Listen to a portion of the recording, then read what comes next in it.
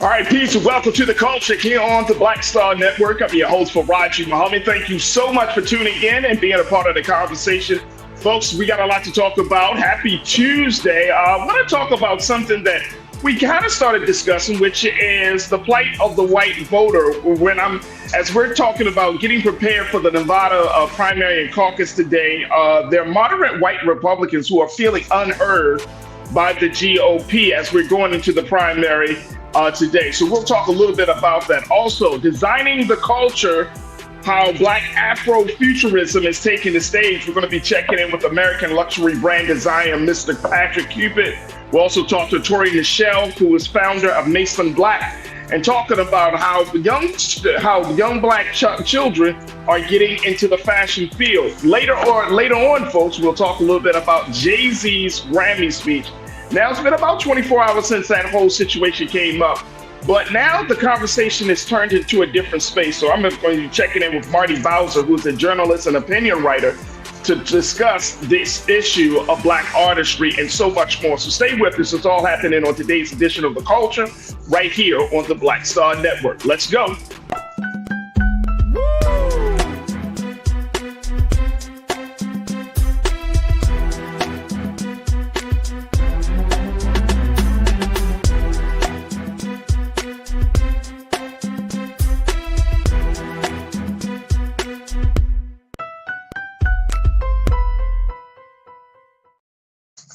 All right, folks, welcome to the culture here on the Black Star Network. I'm your host, Farajii. Thank you so much for tuning in and being a part of the conversation. As we're streaming on our home website, first and foremost, at blackstarnetwork.com. Go to our website today at blackstarnetwork.com. Download the app for free. Follow us on social media at Black Star Network. And drop something in the bucket for us as we are in the process of creating a new space in the digital space, in this digital movement. So go to our website today at blackstarnetwork.com.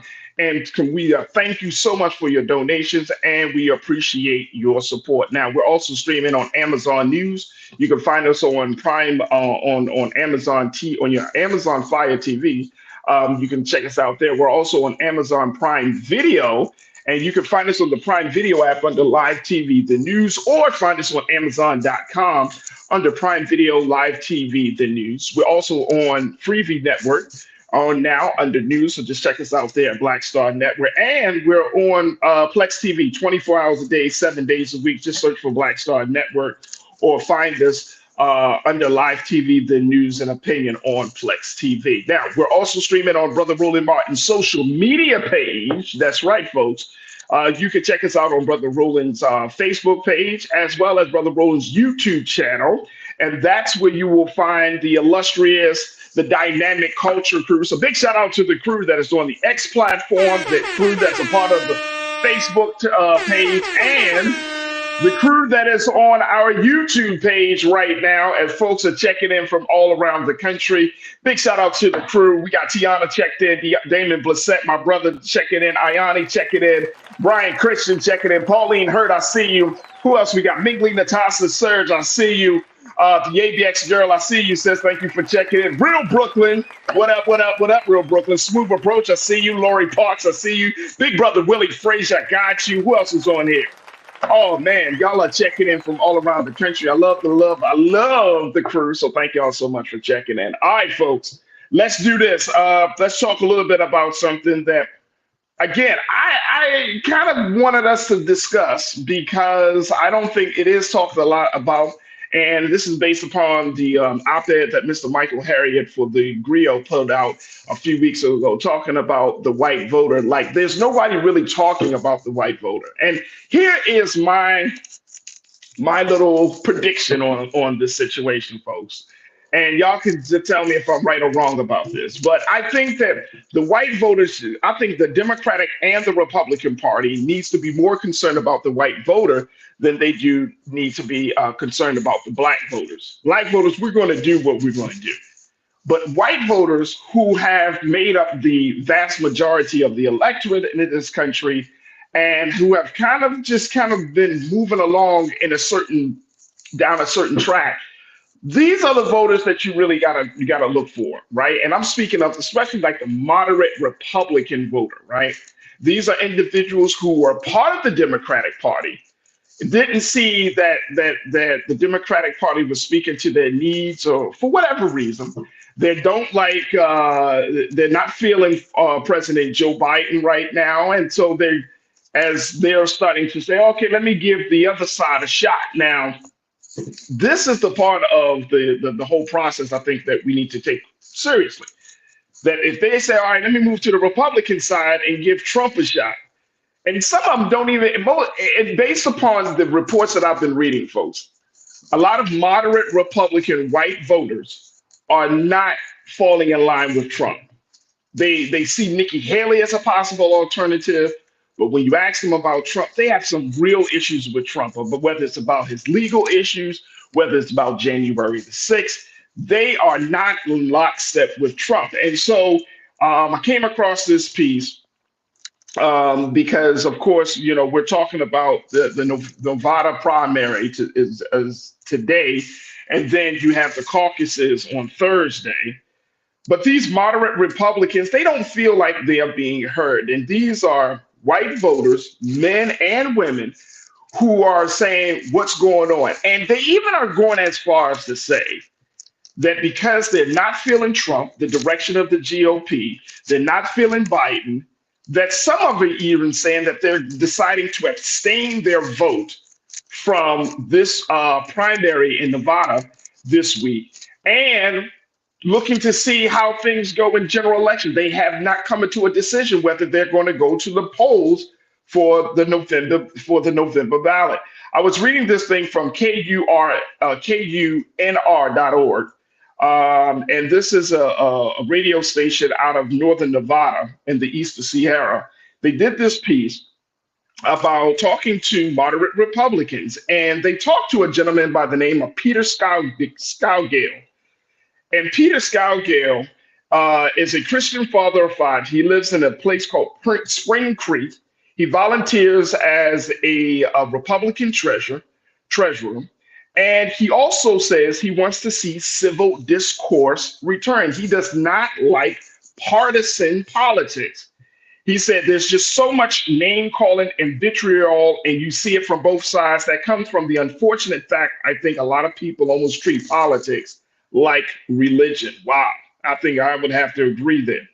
But I want to share with you something else that Mr. Scougale posted, or what he said in this article. Let's post that for me really quickly. Then we're going to take our first pause on this. As we're talking about the 2016 election, folks, Mr. Scott, the 2016 election was the first time that he did not vote for a Republican president. But in 2020, he voted for Trump after his first term. Now, although he likes Trump's Supreme Court picks, he's no longer a fan of the former president. He said, when the election business happened, my attitude was, let's see how it shakes out in the courts. When nothing was found, like no substantive evidence of widespread vote fraud, but he just kept going on about it. And then the disaster of January 6th, I was just done. But Scougale doesn't think the Republican Party is ready for someone new. He was going to caucus for Florida Governor Ron DeSantis before he dropped out. Now he's staying home and hopes that lower participation at the caucus sends a message to the party. So he's not planning to even vote in the primary or the caucus of Nevada this week. He's planning to stay home, wait till November, and see how things play out. I think this is interesting, folks. I think this is very interesting because, one, there's been so much talk about the black vote and how the black voters need to come out. But the real concern, I think, that's going to keep popping up is where white voters stand. That the issue of Trump and all the baggage that he brings, the issue of the GOP party and all the baggage that they bring. You have President Biden, who is not polling high among some moderates, whether they're on the Republican or even on the Democratic side. This is very, very interesting. And I wanted to bring it to our attention because I wanted to get your take on this, crew, very quickly. And then we're going to take our first pause. What do you make of this? What do you see happening with the moderate Republican? What do you see happening with the white voter who is in this kind of space where they're feeling like both parties really don't speak to them? Now, we always talk about black voters. We know what's going on and the challenges that we're facing. But I don't think the country is fully prepared or even ready for white voters who are saying, look, I might not even show up at the election. Now, we saw, I think it was Iowa or New Hampshire, one of the two, where, yeah, folks caucused for Trump, but there was a major decline. There was a major shift in both of those spaces in Iowa and New Hampshire, where they didn't caucus at full throttle like we saw in the past. So do you think that this is going to be a problem down the road? Post your comments, and I'd love to hear what y'all have to say. First, we're going to take a quick pause. When we come back, let's get your discussion. Let's talk a little bit more about this, and stay with me. We're just getting started here on The Culture on the Black Star Network.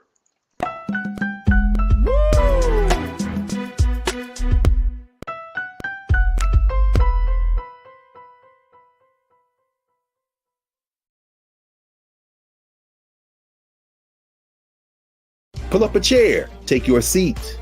The Black Tape with me, Dr. Greg Carr, here on the Black Star Network. Every week, we'll take a deeper dive into the world we're living in. Join the conversation only on the Black Star Network.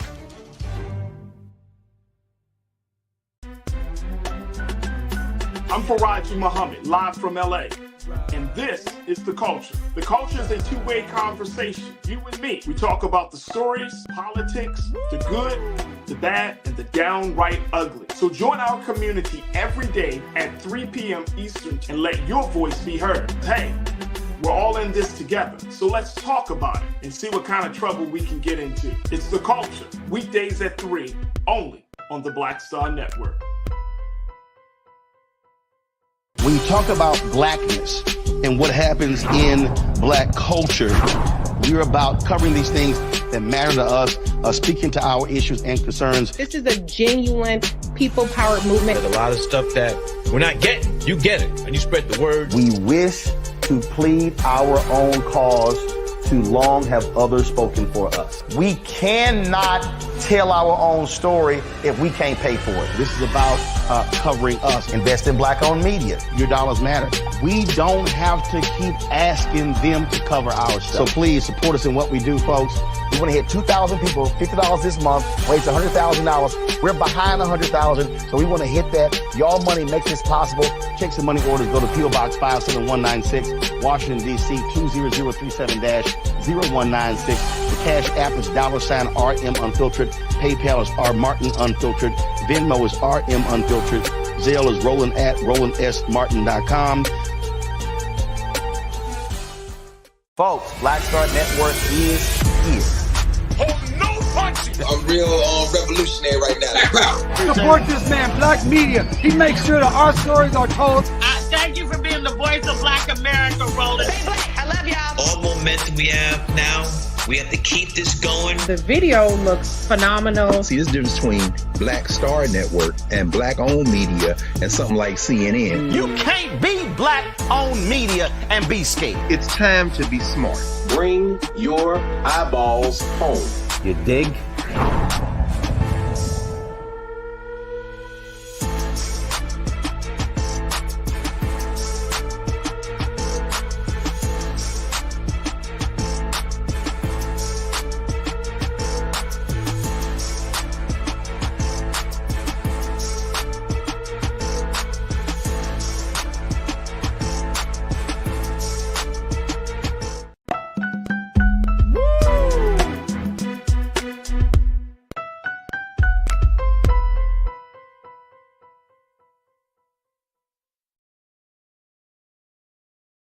All right, folks, welcome back to The Culture here on the Black Star Network. I'm your host, Farajii Muhammad. Thank you so much for tuning in and joining us for the conversation, talking a little bit about the moderate Republican. Now, I know we don't often talk about the Republican, but I felt like I think we need to kind of, now that we've been blessed to be on this platform for 2 years, and so I'm grateful for that. And we've been talking a lot about Black voters. But this is a very, very critical election year. We know that. And as a result of this election year, I wanted to expand the conversation because I want to put things in its proper context so we can see things not just from our view for our personal experience or even as a community experience, but how does our view of things fall in place or in line with how everyone else is seeing things. And so wanted to expand, the discussion around voters in general. And one of the groups that I'm looking at now is the moderates, moderate Republicans, moderate Democrats, because, I remember back in the day, folks, many people thought, oh my gosh, you got to get these quote unquote swing voters. You got to get these independents if you really want to be successful, especially in a presidential election. But now we're seeing something very, very different. I mean, of course, the political landscape has changed dramatically over the past 25 to 30 years in this country. We've never seen a candidate like Donald Trump, who's come to the picture and bringing so much baggage to the table, that he is now turning some folks off. And I'm saying, when I say some folks, I'm talking about some white Americans off. As even though, and there's this assumption that, even with all the stuff that is going through, once I started to read about how some white voters in Iowa, some white voters in New Hampshire are now looking at Trump and based upon their shared values, then it got me interested, and I'm much more fascinated by, okay, so what's the motivation for driving this group of voters, and how are they planning to move forward, and how are they planning to cast their ballot? Well, now we're starting to see more. As more of these primaries are happening, Nevada's primary is kicking off today. They have a caucus on Thursday because there were some changes due to the election format by a Democratic governor. So this is why Nevada actually has a situation where Nikki Haley is actually on the primary ballot, but and they expect her to get the win in that space, but she won't be able to get any delegate counts. And then Donald Trump is on the caucus ballots, where Nikki Haley is not president. He's expected to win that and get the delegates. Very interesting situation, and it has put Nevada into a space where now it's not only just splitting up the election process, but it's possibly splitting up the voters. And so we're starting to see more moderate Republicans and those who came from the Democratic Party shifted to the GOP looking for something new, something different, a change. They are now starting to say, hey, this is not working for me either. And some have even said, I may not even go out to vote. And I think, folks, just as much as people want to put that message down, like black voters are the ones that's going to determine it, I'm not too sure about that. I'm going to be honest with y'all. Based on what I'm reading, I think that the real concern should be white voters of this country. I think that's the real concern of this country. And y'all tell me if I'm going crazy or not, and we can certainly talk about it for a few minutes.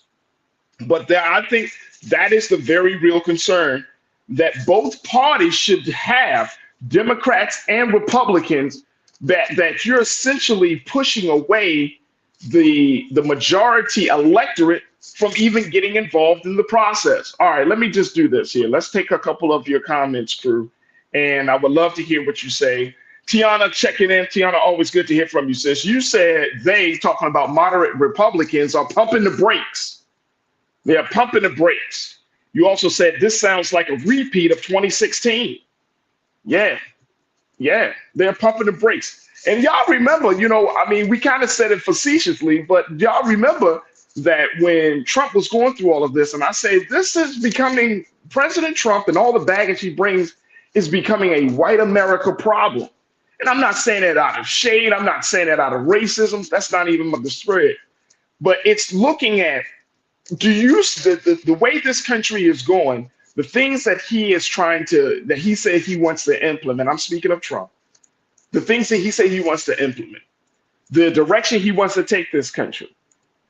I think some white people in this country, it's like, hell no, we're not going down this road anymore with you. We are not going down this road. You're destroying the foundation of this country, right? And it may be an awakening for white voters. I don't know. We will have to see. Only time will tell. But Tiana, you said this sounds like a repeat of 2016. I appreciate that, and you know what? There may be. I think you might be onto something there, Tiana. Thank you for posting that. The ABX girl, you said Mitch McConnell walked out of the meeting yesterday. He wanted to vote yes on the immigration law, but Trump is telling the GOP, "Don't vote." He wants chaos. Yeah, and if y'all remember, the chair. Y'all may not remember this, but a couple of days ago, the chair of the RNC, I think her name is Ronna McDaniel, if I'm not mistaken. But the chair of the RNC, the current chair, she was saying that if whoever it gets through the first two primaries, the Iowa and New Hampshire, that will be the determining factor for the party, and that they should galvanize around that candidate. Well, since that candidate is Trump, he's won both of those contests. Ronna McDaniel saying, "Oh, we're going to galvanize around Trump." And guess what Trump said? Trump said it's going to be a change in the RNC and change in the party, that he doesn't really want Ms. McDaniels to be in it. So here's a woman that's trying to bring the resources around you, and yet you are at such a place in your head that this guy is saying, "Oh, I don't want that. I don't want her leadership there. I think we need to have a change there." This is going to create a huge, huge problem for the GOP. You don't like my music. You say moderate Republicans must realize they have no party anymore. Woo. Woo. You don't like my music.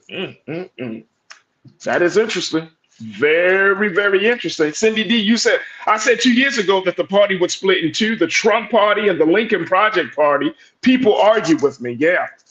My brother, Pastor Damon, he sent me yesterday. He sent me a message via IG showing me the latest, I guess, what was it, Brother Damon? The latest, I guess, PSA, latest commercial for the Lincoln Project. And when you look at that commercial with very compelling images, got a voiceover, I mean, it sounds dire. It sounds like, whew, we are in for some madness. Over 500,000 of Americans have lost their lives under this man. And they just go down and just start talking about the policies. They talk about his handling of COVID. They just go into it. They talk, of course, about January the 6th. What is happening with white voters in America? And why should we even, and we can't talk about this today, but I do want us to kind of start having that conversation, that the disruption that we see within both parties around the white voter, how will that impact black votes? Black voters, how will that impact some of the big conversations around the country about the issue? Yes, Cindy, thank you so much for posting that. Who else we got here? Coretta, my sister, you said my coworker asked one of the white male professors straight up if he was a Trump supporter. His response was, "Oh God, no." See, Trump is serving as a mirror for a lot of white people. He's coming across as being ugly. I think that's what's happening. Like the misogyny, the racism, the sexism, all of these things, the lack of respect of law and order, all of these things are starting to resonate with some people. And, you know, you might have white coworkers, white neighbors, white friends. And I hate to put labels on people like this, folks, but I'm just saying, if we want to get down to the nitty gritty of this conversation, that if you start to have these discussions, that you will start to see people are like, wait a minute, is this what I want to see happening in this country? Is this what I want to see happening in this country? Is this the democracy? Here's this country moving forward. Like, again, folks aren't happy. Some white voters are not happy with Biden, right? They're not happy with Biden. They're not happy with Trump. So where do they go? Where do they go? Man, oh man. Look, I got to take a quick pause. I want us to think about this because I want us to shift gears a little bit. But let's think about this. I'm going to do my part to try to, bring up some more conversations around this, because I think that this is something that needs to be discussed just as much as we talk about our issues. But we got to look at the big picture here, folks. There's a lot at stake. There's a lot on the table, a lot of votes that has to be cast. And more importantly, there's a lot of discussions about the future of this country. So I just wanted to let's get at the tip of the iceberg. But over these next few weeks, and of course, as primaries continue to happen in this country, we need to figure out like what is really going on, because we might be seeing some major shifts in this country within the parties that's going to determine who's going to sit in the seat come November. Folks, we got to take another quick pause. When we come back, let's shift gears. Let's talk about fashion. Let's talk about Afrofuturism and so much more. Stay with me. It's The Culture here on the Black Star Network.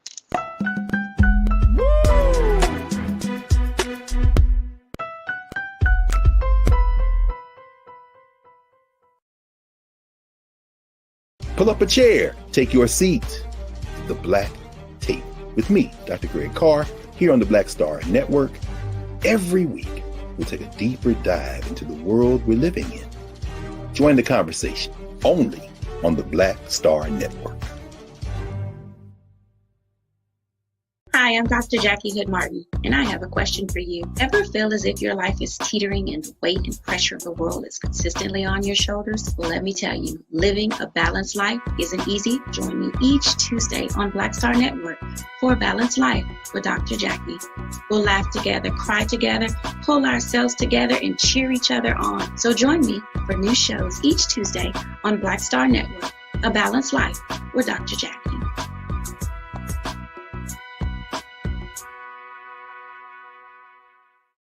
Don't you think it's time to get wealthy?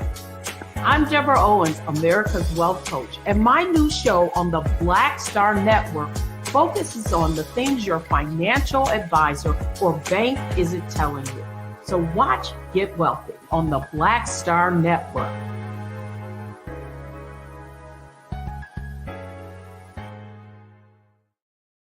When you talk about blackness and what happens in black culture, we're about covering these things that matter to us, speaking to our issues and concerns. This is a genuine people-powered movement. There's a lot of stuff that we're not getting. You get it, and you spread the word. We wish to plead our own cause.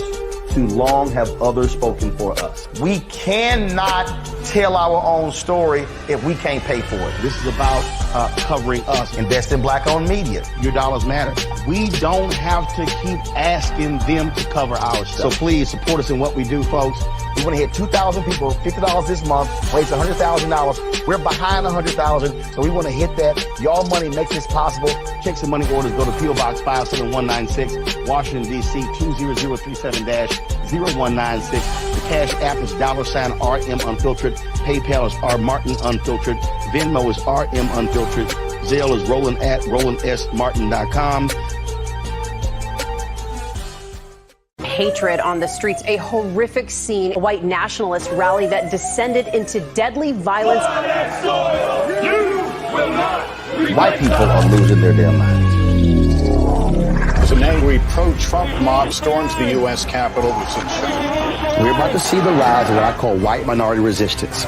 We have seen white folks in this country who simply cannot tolerate black folks voting. I think what we're seeing is the inevitable result of violent denial. This is part of American history. Every time that people of color have made progress, whether real or symbolic, there has been what Carol Anderson at Emory University calls white rage as a backlash. This is the rise of the Proud Boys and the Boogaloo Boys. America, there's going to be more of this. There's all the Proud Boys, guys. This country is getting increasingly racist in its behaviors and its attitudes because of the fear of white people. The fear that they're taking our jobs, they're taking our resources, they're taking our women. This is white fear.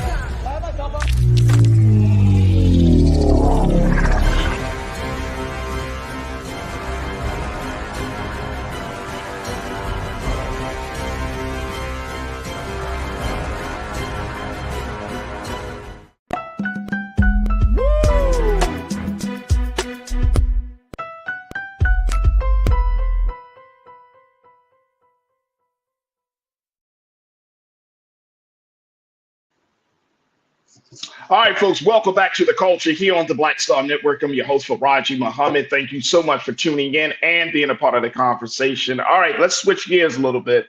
Let's talk about culture. Let's talk about fashion. Let's talk about Afrofuturism. And that's the these are going to be some of the themes of my next discussion, as I'm joined by some very special guests. First and foremost, Mr. Patrick Cupid, who serves as an American luxury brand designer. He's talking to us about the work that he's doing. Also, Tori Nichelle, founder of Mason Black. She created a 5-month mentorship program to teach young people about all aspects of the fashion industry. And she is joining us as well. So we want to talk to him about this collaboration effort, this partnership that Patrick Cupid and Mason Black is doing together to bring young people into the future of fashion and their upcoming fashion show around Afrofuturism. So Patrick, Tori, thank you so much for joining us here on The Culture on the Black Star Network. We truly appreciate it. We got them in here yet? Okay, they haven't gotten here. All right, let me just do this. Let's just, while we wait to get them, let me just go back to hearing what some of you are talking about. I'm going to go back very quickly and going back to that previous conversation. And it's all right. We'll wait to see if we can get them on here. If not, we'll just we'll bring them on at another time. But I'm seeing so many people who are speaking on this piece around the white voter, the moderate GOP, and I appreciate all of you. This is really interesting. Lydia Brown, you checked in. You said the divide in Nevada is definitely loud and it's coming in clear. Lydia, are you in Nevada? Talk to me if you are. I would love to know what's going on down in Nevada. What part of Nevada, if you're in the state. But I truly appreciate you for posting that. Real Brooklyn, my guy. Real Brooklyn, you said people can BS their way in everyday conversations about which party or candidate they favor, but it will always come down to who they can relate to more once who they can relate more once you step in that booth. Yeah, it does come down to that. Who can they relate to? Who do they see themselves in? Or which candidate really speaks to their shared values? We talked about that. So I agree with you. And people can talk a lot about. I mean, we don't really know who people are voting for, but I think that we're in a very interesting space. Some people say that 2024 Real Brooklyn is the year of truth telling, right, bro? And they said, some people even go as far as say radical truth telling. So I think that if people say that they're voting for Trump, they're voting for Trump. If they say they're voting for Biden, they're voting for Biden. I don't think anybody is BSing.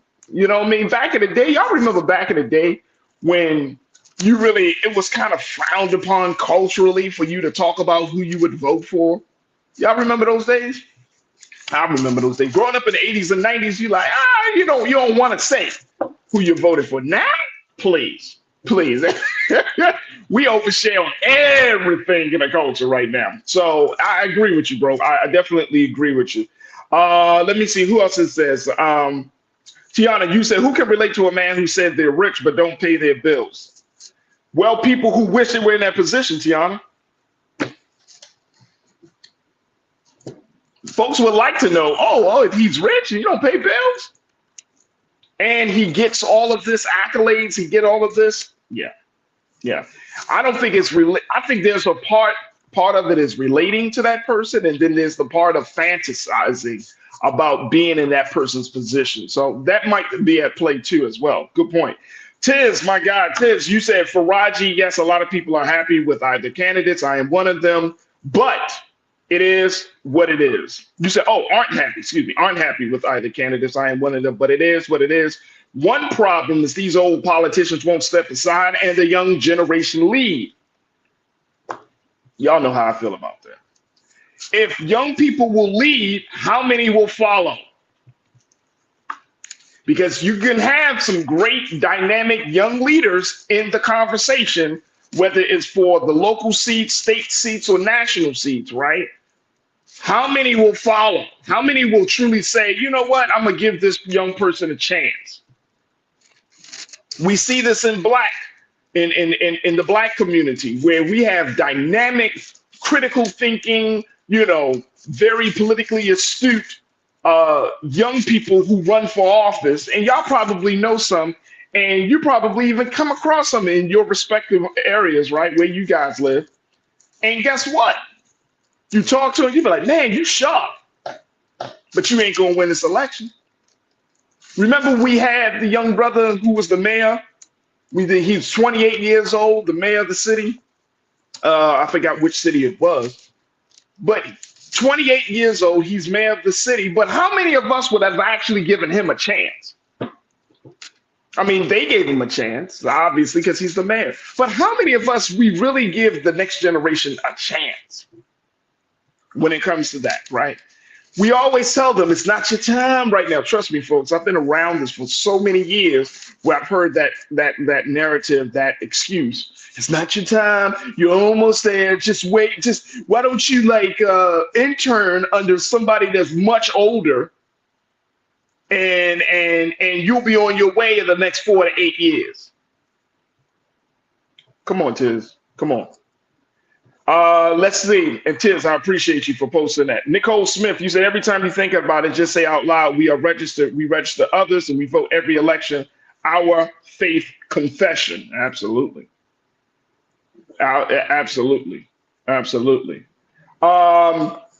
Let's continue the conversation. Brian Christian, my guy, you said, I want leaders who have a lot of experience in their respective fields. Bingo. So if you're 28, 30 years old and you want leaders to have a lot of experience, that may not happen, but they got some good ideas. They have the energy. They have even some of them just have the heart to serve, right? They're not tainted. But again, that experience means a lot to people, and we can't discount that. We can't downplay that. That experience means a lot. Look, I got to take another quick pause. When we come back, more of your thoughts. Stay with us as we talk about moderate GOPs, moderate Republicans who are saying, I may not be voting. I may not be getting involved in the political process. I'm just not happy. I want to get your take on this as we talk about the plight of the white voter, the moderate Republican nowadays. Stay with us. That conversation continues on the other side here on The Culture on the Black Star Network.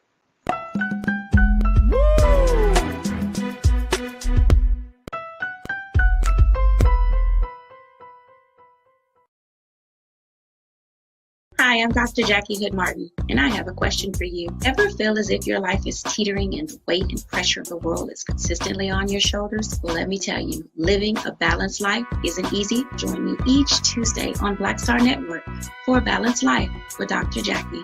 We'll laugh together, cry together, pull ourselves together, and cheer each other on. So join me for new shows each Tuesday on Black Star Network, A Balanced Life with Dr. Jackie.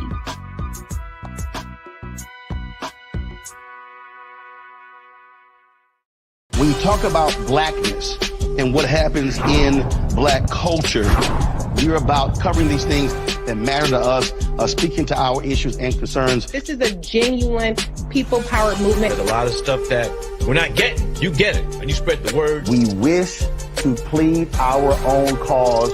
Too long have others spoken for us. We cannot tell our own story if we can't pay for it. This is about covering us. Invest in black-owned media. Your dollars matter. We don't have to keep asking them to cover our stuff. So please support us in what we do, folks. We want to hit 2,000 people, $50 this month, raise $100,000. We're behind 100,000, so we want to hit that. Y'all money makes this possible. Check some money orders. Go to P.O. Box 57196, Washington, D.C. 20037-0196. The Cash App is $RM Unfiltered. PayPal is R Martin Unfiltered. Venmo is RM Unfiltered. Zelle is Roland at RolandSMartin.com. Hatred on the streets, a horrific scene, a white nationalist rally that descended into deadly violence. White people are losing their damn minds. As an angry pro-Trump mob storms the U.S. Capitol, we've seen We're about to see the rise of what I call white minority resistance. We have seen white folks in this country who simply cannot tolerate black folks voting. I think what we're seeing is the inevitable result of violent denial. This is part of American history. Every time that people of color have made progress, whether real or symbolic, there has been what Carol Anderson at Emory University calls white rage as a backlash. This is the rise of the Proud Boys and the Boogaloo Boys. America, there's going to be more of this. Here's all the Proud Boys, guys. This country is getting increasingly racist in its behaviors and its attitudes because of the fear of white people. The fear that they're taking our jobs, they're taking our resources, they're taking our women. This is white fear.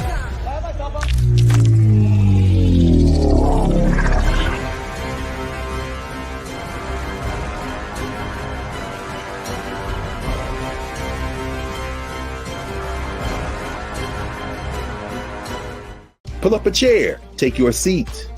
The Black Tape with me, Dr. Greg Carr, here on the Black Star Network. Every week, we'll take a deeper dive into the world we're living in. Join the conversation only on the Black Star Network.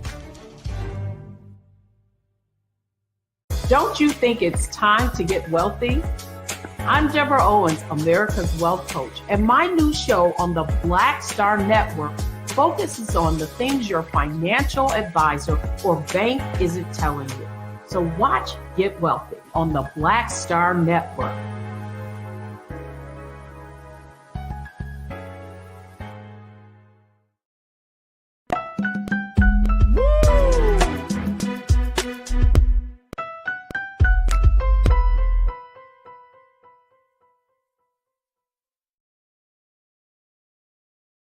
All right, folks, welcome back to The Culture here on the Black Star Network.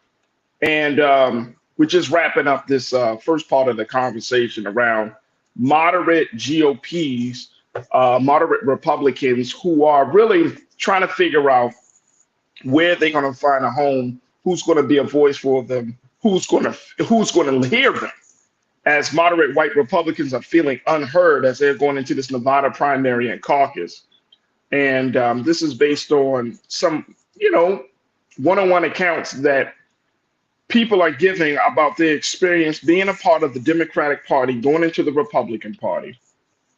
I shared with you the politics of Mr. Peter Scougale, who is a Christian father who lives in the state of Nevada, in Spring Creek, Nevada. But he wasn't the only white voter that was highlighted in this piece. There was another gentleman by the name of Chris Burke, who is a resident of Reno. He's a veteran and an accountant, first generation college grad from a blue collar family. He also has a student loan debt. He used to be a registered Democrat, but President Biden pushed him away. He said, I got student loans. I wasn't expecting them to get paid off. I knew that that was a pipe dream, so I wasn't terribly upset about that. But as far as what he's done for me, that's what I can't speak to. So that's why I decided to give the other party a shot. He changed his party affiliation to Republican. That was before the state party announced that the results of the primary would be, quote unquote, non-binding, and it would hold a caucus 2 days later. So that's getting back to that setup that's happening in Nevada. They have a caucus, they have a primary today and a caucus on Thursday. He said, Mr. Burke said, quote, I kind of feel like I've gone from disenchanted to disenfranchised. Wow. He said that he was planning to, he was looking at Nikki Haley as being his candidate of choice. And he said he'll likely sit out the primary and reluctantly prepare for a Biden versus Trump showdown in November.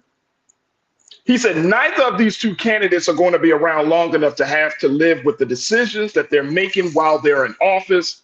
I would need to support Biden again just to prevent Trump from a second term. This is Chris Burke. Look at that, y'all. There's another gentleman, Luke Pascal. He owns a plumbing company in Reno, Nevada. He's anti-Trump. He said that the former president has more baggage than others. He said he mailed his primary ballot for Haley, but found out after that she can't win any delegates.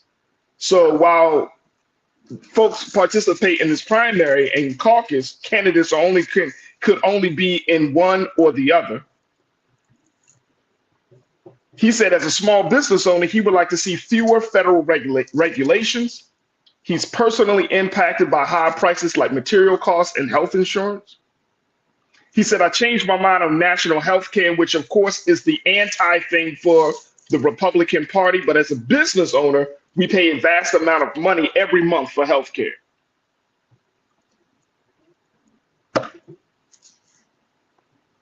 The plight of the white voter. The plight of the white voter, the moderate GOP, y'all.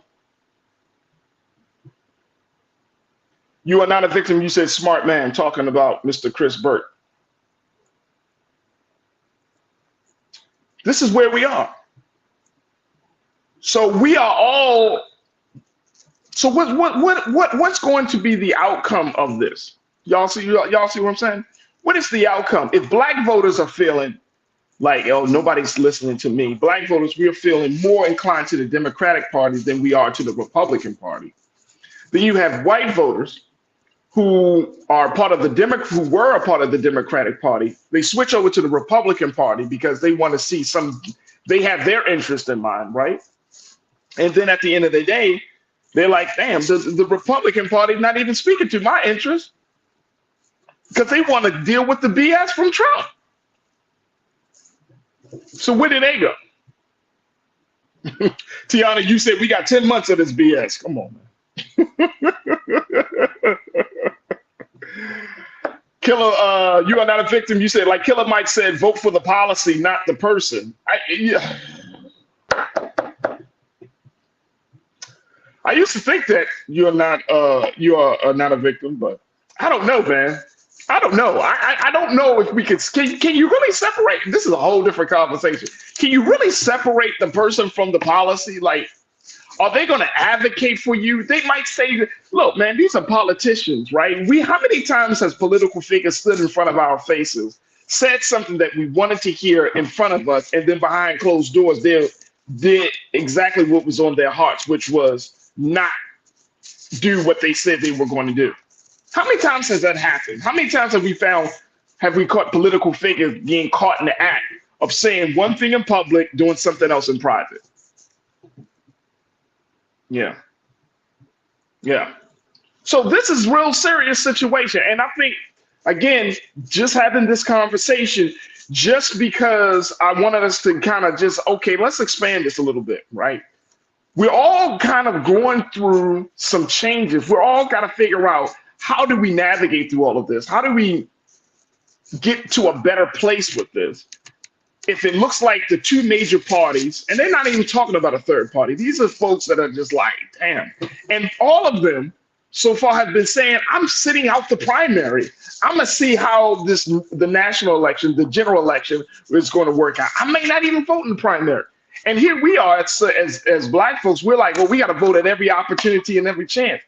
See, this is why I said this is a very critical time. This is why exactly what I've said this. Who else we got here? Janelle, my sister, you said the real reason we should care about the plight of the white voters because the only way we'll get what we want in the end is by working a coalition. If it helps them see our share of pain, we can win. Coalition building and shared pain. That's interesting. That's interesting. Brianna Pinckney checking in. You say politicians are running for the people. They're running for themselves. Notoriety, fame, relevancy. Come on now, Brianna. Absolutely. Absolutely. How can politicians run for them? But that's crazy. And I agree with you, Brianna. But if you really think about that, like, how are they able to get into office without even us having some conversations, some accountability, no demands on the table? I mean, and they're staying in office, Brianna. You know what I mean? They're staying in office for term after term after term. Man, this is interesting, man. Let's expand. Let's just think outside of ourselves for a minute. This is very interesting. This country is going through a very pivotal, critical, major marking point. This is not just about the black voter. Please don't let somebody gets in your head and try to scapegoat that the fate of this country or the way that this country currently is because of black people. Please. That's a lot. We don't have the numbers. We're not the majority of the country in terms of population. We're not the majority of the electorate. But we're the problem. That's called scapegoating 101. We're going to put it on black people. We're going to put it on the poor. We're going to put on the disenfranchised. We're going to put on the disenchanted. Well, you better start adding some white people to that conversation as well, because they are just as much disenfranchised, disenchanted. They are poor. Please. Tiz, you said Farajii, the reason is simple. They built the system. I mean, yeah. But guess what? If since we know they built the system, and we all know this, but at the end of the day, Tiz, that system has to speak to the interest of the people. And if the majority of this people start to feel like, the majority of the folks in this country start to feel like the system is not working for them, we already know it hasn't been working for us. But the majority, and I'm speaking of the white Americans, start to say, man, you know what? This system is messed up. It's not working for me. And it's causing me to lose a sense of myself. It's not speaking to my interests. I don't feel secure in the system. Then what's going to happen? The system is going to fall, or it's going to have some cracks in the foundation. Something is going to change. Something is going to change. All right, we got to take a quick pause. When we come back, let's switch gears. Let's talk about Jay-Z. Let's talk about Black artistry. I'm going to be checking in with Marty Bowser, who is a journalist and opinion writer, to give her take on that larger conversation about the Grammys. And I'm going to share with you what my take is as well. And I would love to hear what y'all got to say, crew. So stay with us. That conversation is up next here on The Culture on the Black Star Network.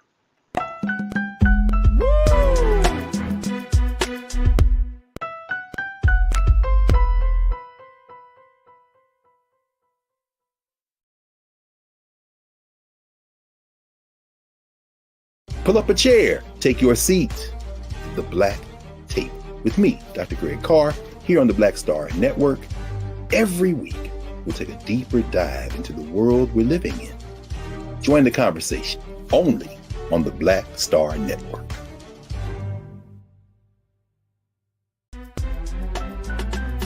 I'm Farajii Muhammad, live from LA. And this is The Culture. The Culture is a two-way conversation. You and me. We talk about the stories, politics, the good, the bad, and the downright ugly. So join our community every day at 3 p.m. Eastern and let your voice be heard. Hey, we're all in this together. So let's talk about it and see what kind of trouble we can get into. It's The Culture, weekdays at 3, only on the Black Star Network. When you talk about blackness and what happens in black culture, we're about covering these things that matter to us, speaking to our issues and concerns. This is a genuine people-powered movement. There's a lot of stuff that we're not getting. You get it, and you spread the word. We wish to plead our own cause.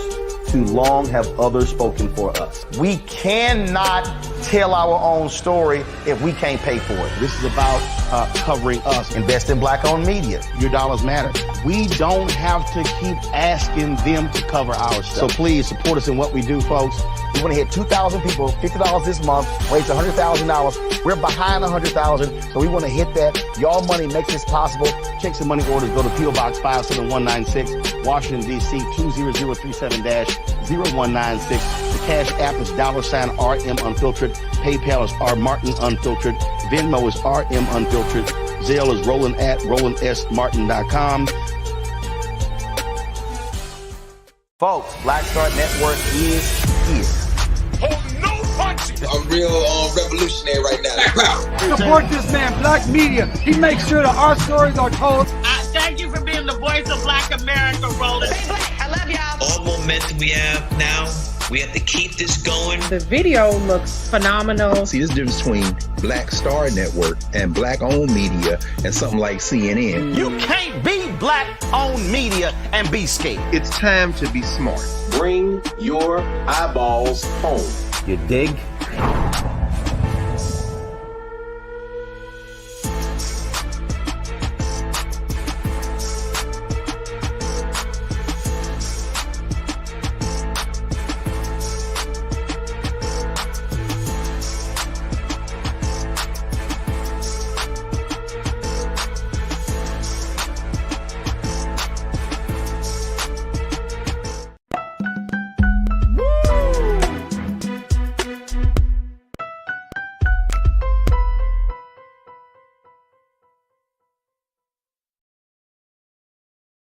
All right, folks, welcome back to the culture here on the Black Star Network. I'm your host, Farajii Muhammad. Thank you so much for being a part of the conversation and joining us.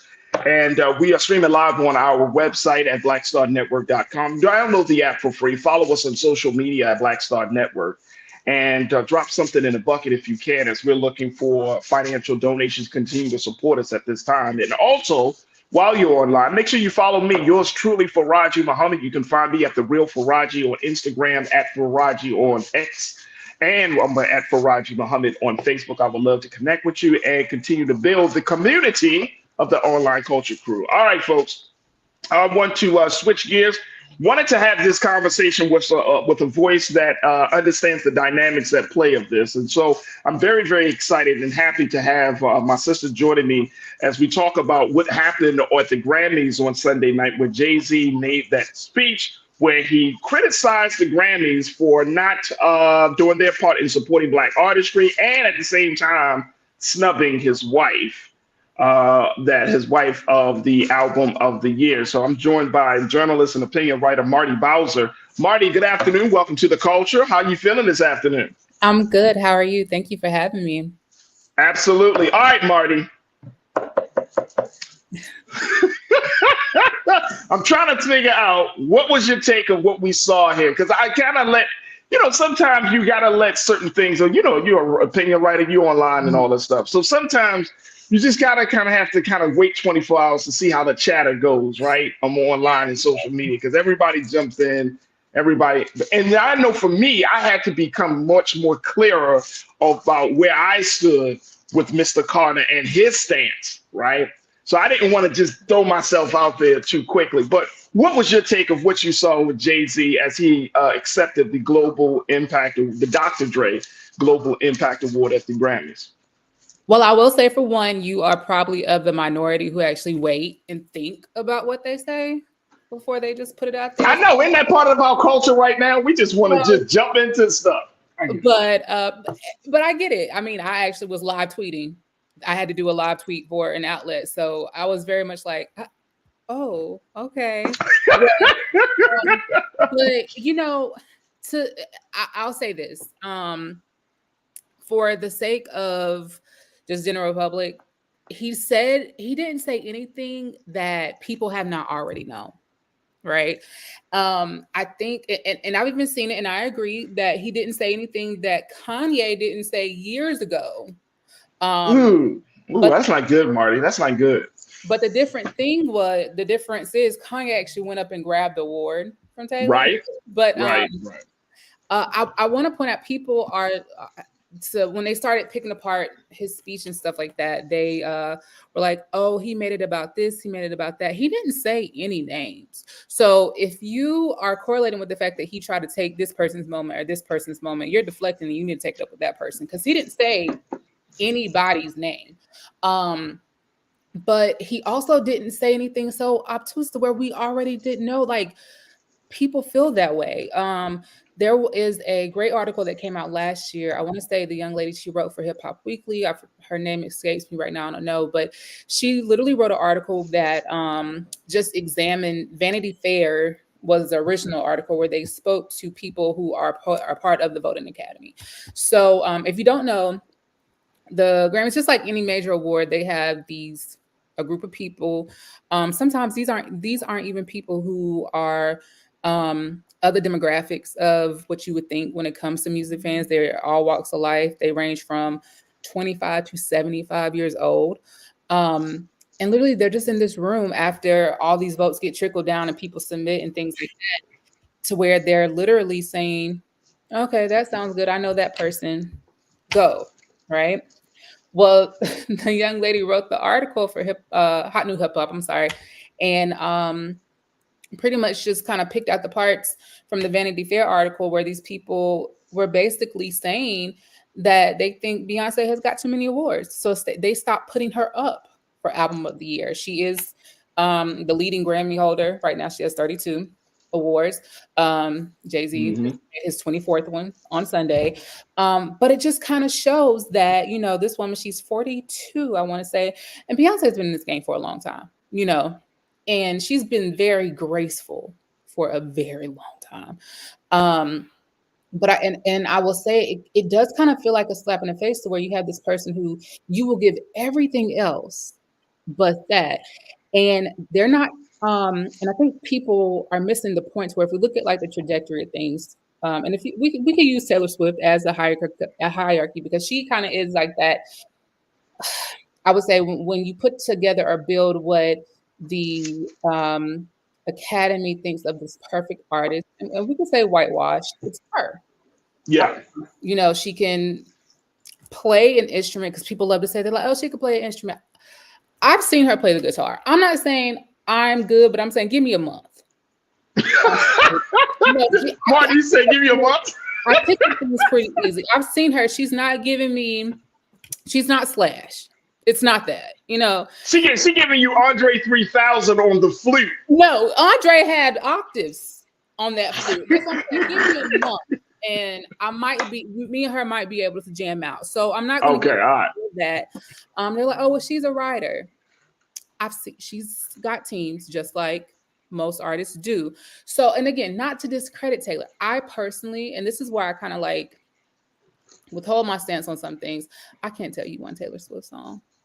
Like you can't. I could give you a song. I feel crazy now because I can tell you a few of them. Ask me a lyric.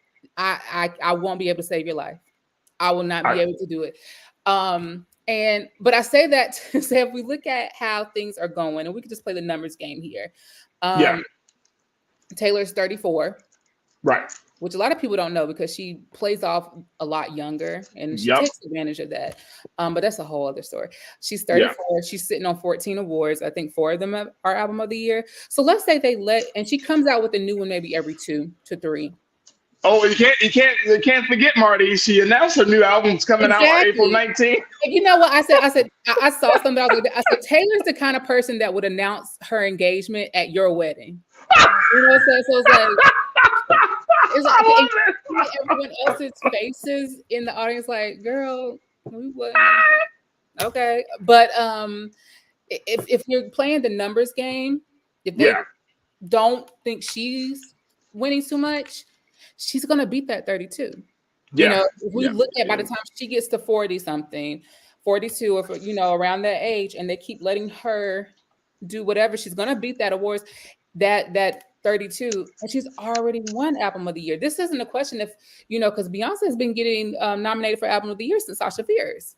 And this was before she hit 32 awards. So where is the difference? And that brought up a lot of questions. And I think also for me, if he was to continue just to make the conversation about Black artistry as a general, as far as the Grammy or the Grammy show, people would have loved it.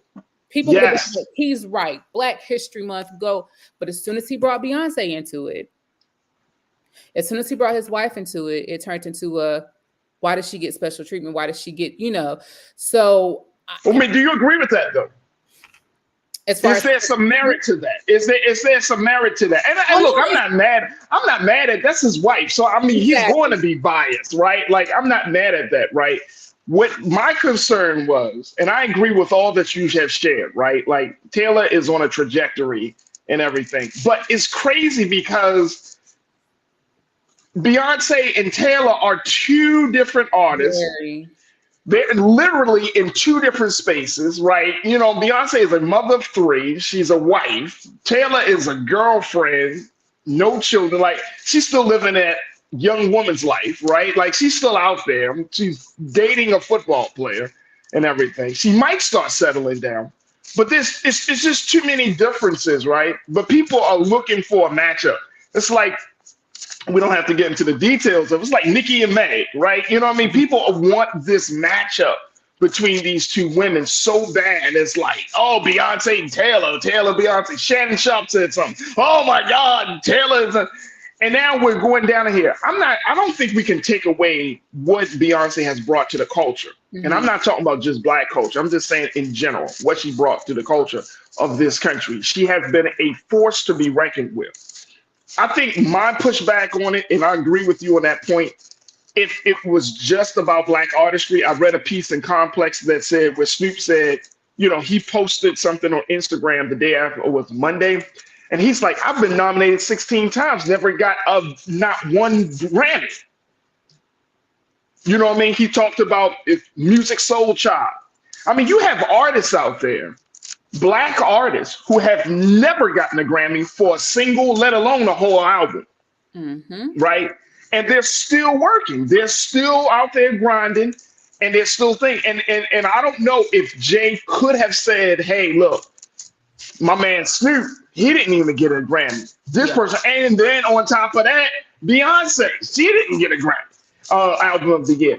I don't know if that would have made the difference. I partly do think that would have made the difference, and it would have taken that moment out of the Kanye West space and put it into, here's an advocate of Black artistry that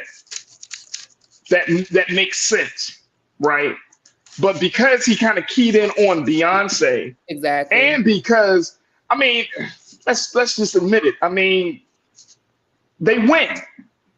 Jay-Z, Beyonce wins, and Jay-Z has talked about this in his music and in interviews.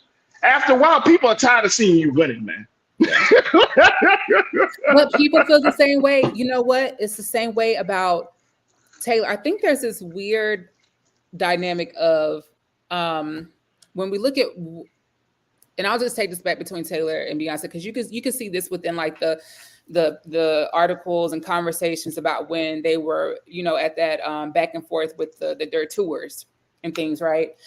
Whenever you have these two artists, especially like Beyonce, who we've seen her go from a group to solo to literally just to where it's never been a fail in a way. Right. But even within our own community, there's people who like to pick at why she's not the best. The queen. They say, there's always a, and but with Taylor, you rarely hear, and I don't make it a point to be in white people business, but I've never heard them want to see Taylor and Britney Spears slapbox. Oh, no. They don't. That's not a question within that. No.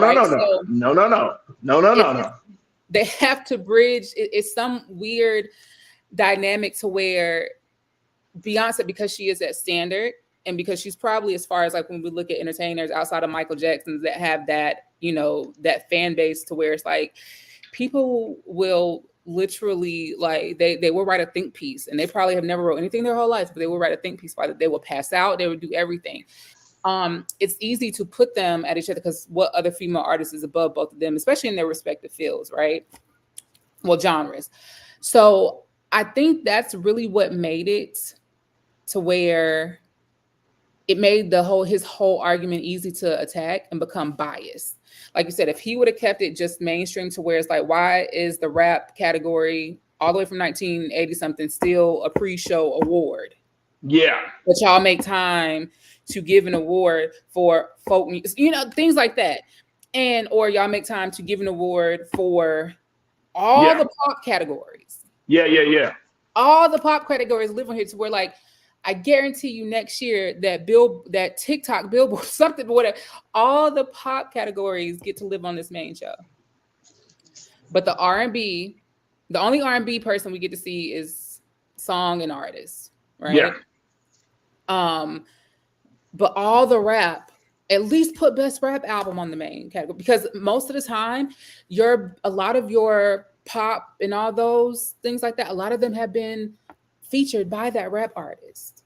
That person works with that rap art. That writer who won Best Songwriter wrote 2 of the rap songs and that pop song that you just actually, so if he would have kept it that to where I guess it didn't hone anything on Beyonce, that would have made it less easy to seem biased and less easy to attack. But then a part of me is just like, what's wrong with the man speaking up for his wife? I don't think it's anything wrong with it. I mean, matter of fact, I agree with that. I think that is important. I think the only pushback that I would say about this, Marty, in terms of is the timing of it. That's one of the things. And you got to just read, not just, as they say, read the room, not the physical room that you're in. You got to read the culture a little bit, right? Like, So would that conversation would have, let's say if he gave that same speech directed at the Grammys saying, you know, but he gave it at, you know, the BET Awards. Or see, something like it could have been that. And see, we gotta the Grammys at the BET Awards. He could have, but see, here's the thing, and now Marty. See, I'm gonna take a quick pause. See, because Marty, here's my thing, because I work, and you and we both work in media, right? Mm-hmm. So I personally just don't agree with, and I don't care what anybody say. Y'all can hate me all y'all want to. When I was growing up and I wanted to be an actor, winning the Oscar was the top of the food chain, was like a major accomplishment. Yes. You see what I'm saying? Winning the Oscar. We just saw one of our greats, Angela Bassett, winning the Oscar early, like a few months ago, right? For her whole catalog of work. Now, even though it sucks because she gets one versus getting it per like, and it was project. almost like a constellation gift. Right, it was like a consolation prize, right? But my point is about that. But exactly, I understand. But she was super excited, right? Like there's still an awareness and a recognition there, right? So my pushback a little bit is because I see this time and time again that folks get awards and then crap on the awards platform that they get the awards from. But you know what? That only and there's no alternative. I'm sorry, there's no alternative for black. I agree with you on that. For black artistry to be recognized. Yes, we can see the BET, but BET is black targeted. Well, see, right? I was saying if he gave, let's say if he just wanted to be a T award just to win it, but when he got up there, he was like, you know, and of course he didn't necessarily down the BET or compare them to that, but let's say his conversation was about Beyonce not being appreciated at the Grammys, would people have cared as much? So probably not. But no, I totally agree with you. I actually have said that before to where it's when people are like, well, I don't know why black artists want white validation. You get on Facebook and every day want to like somebody who got an overdraft. Don't tell me. Like it's BS, Marty. It's BS. Exactly. Don't tell me it's BS. I don't care what nobody say. Look. I don't care what nobody say. If you are a journalist by trade, by profession, right?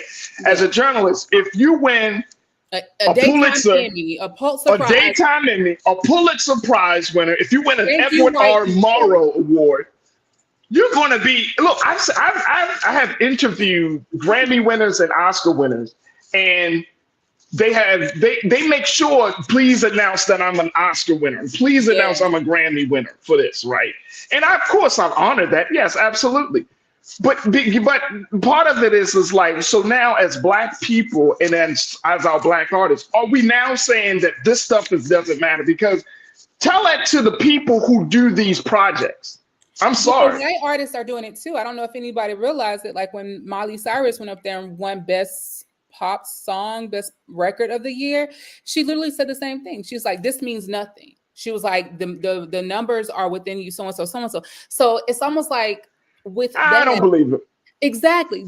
They get the leeway to say it, but when we say it, we're seen as ungrateful. When they say it, oh, that's validating to artists. Oh, that reminds you that, you know, this is just subjective. But when a black artist says it, oh, you're. Well, what's wrong?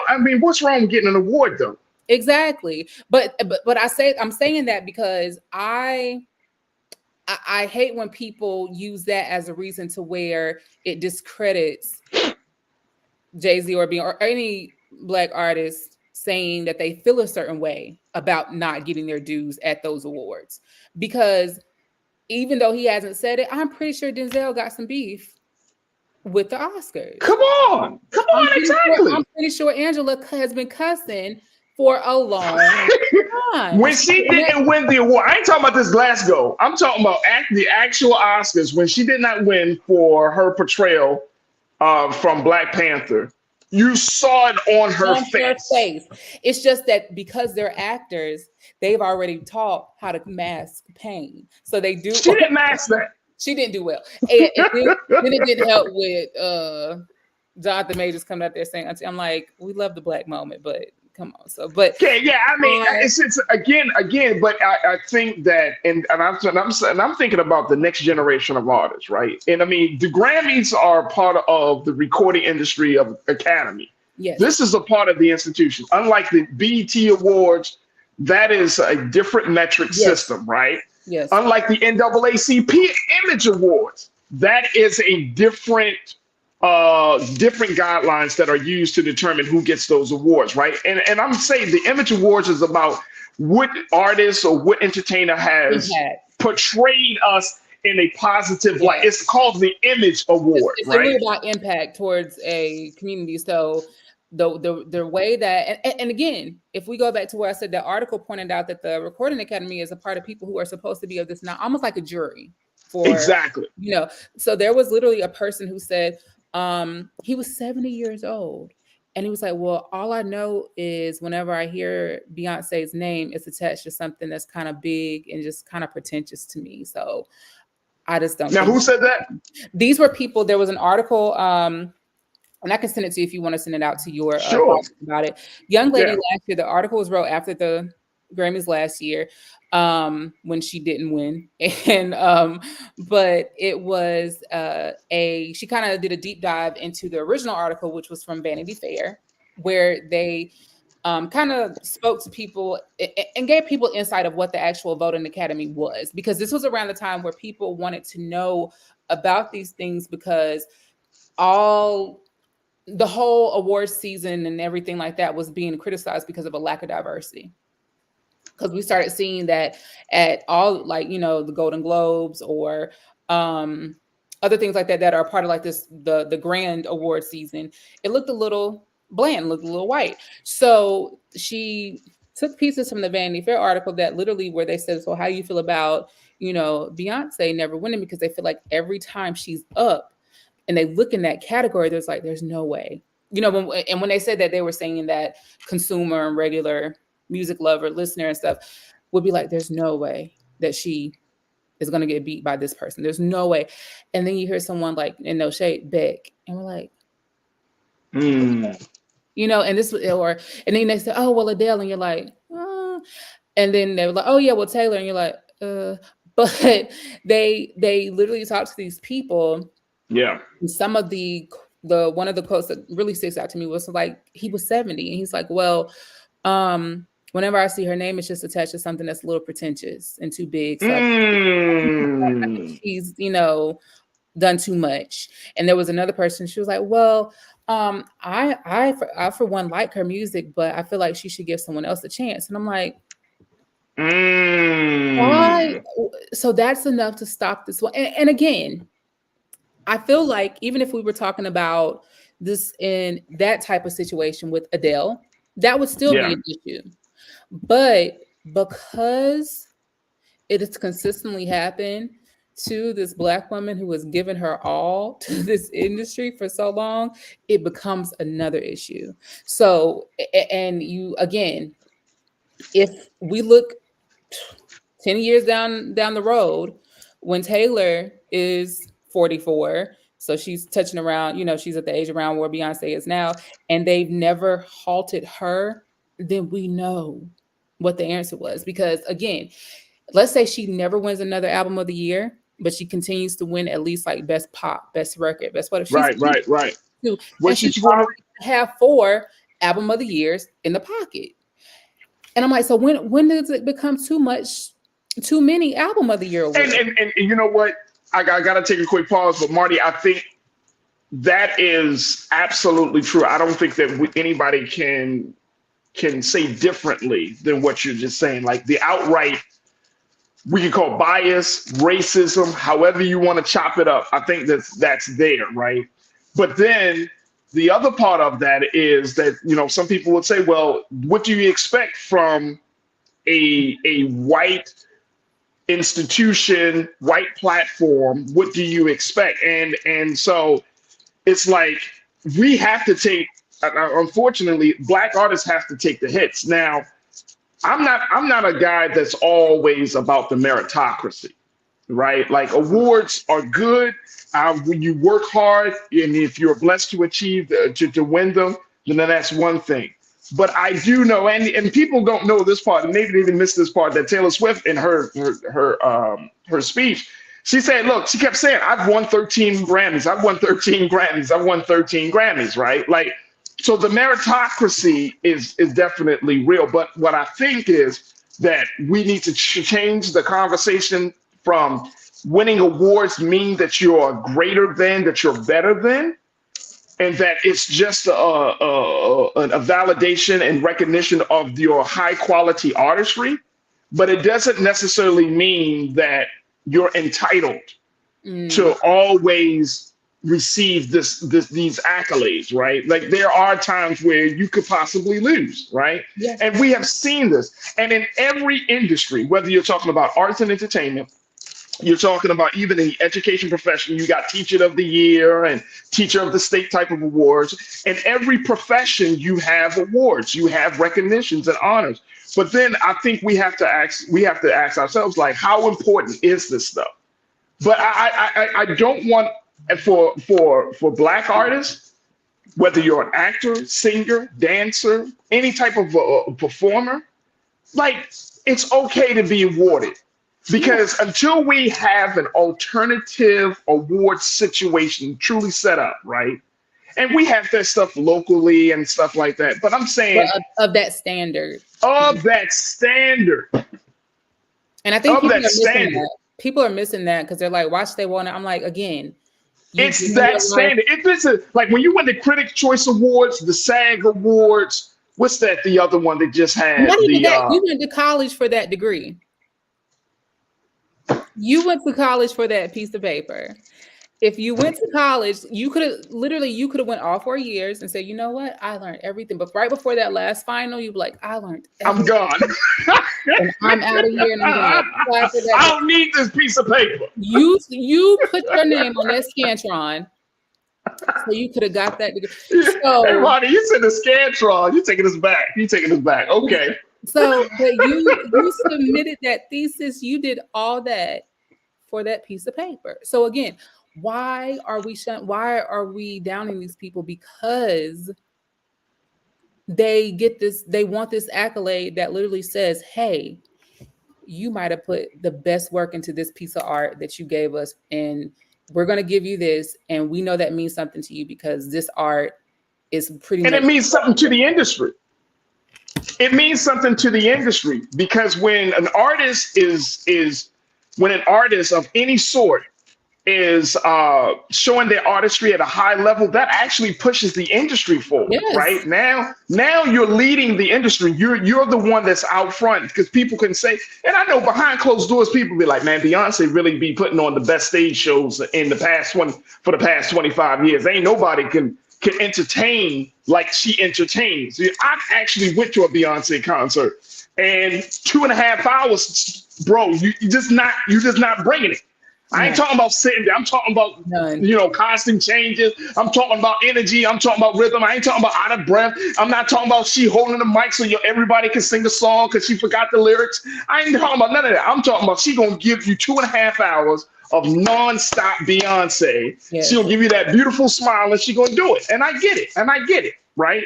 She doesn't win the album of the year, and it's unfortunate. She should have got it for Lemonade. At least I think it's one of her best albums.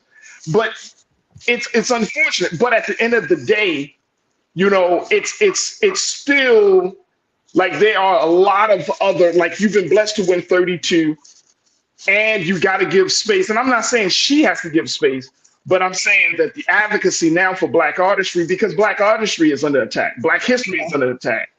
You see what I'm saying? So it's not just about one person. It's about all of us at this point. And that's why I say I think Jay just missed the mark on it. That was the one thing. He just missed the mark. Now maybe, and again, I'm not mad at him because that's his wife. I honestly wish he would have just went up there and said, hey, let's talk about why y'all just took my boy Killer Mike out in handcuffs. Or it said something like that. I mean, look, I got to take a quick pause, Marty. We're going to come back to you. Stay with us. It's The Culture here on the Black Star Network.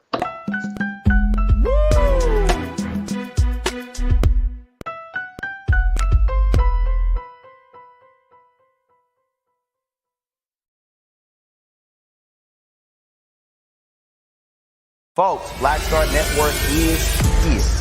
Hold no punches. I'm real revolutionary right now. Support this man, Black Media. He makes sure that our stories are told. Thank you for being the voice of Black America, Roland. I love y'all. All momentum we have now, we have to keep this going. The video looks phenomenal. See, there's a difference between Black Star Network and Black-owned media and something like CNN. You can't be Black-owned media and be scared. It's time to be smart. Bring your eyeballs home. You dig?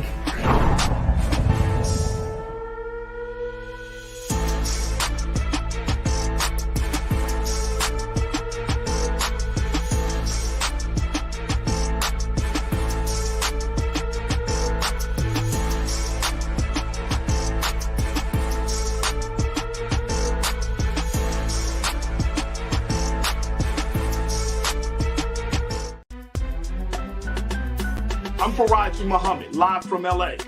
And this is The Culture. The Culture is a two-way conversation. You and me. We talk about the stories, politics, the good, the bad, and the downright ugly. So join our community every day at 3 p.m. Eastern and let your voice be heard. Hey, we're all in this together. So let's talk about it and see what kind of trouble we can get into. It's The Culture. Weekdays at 3, only on the Black Star Network.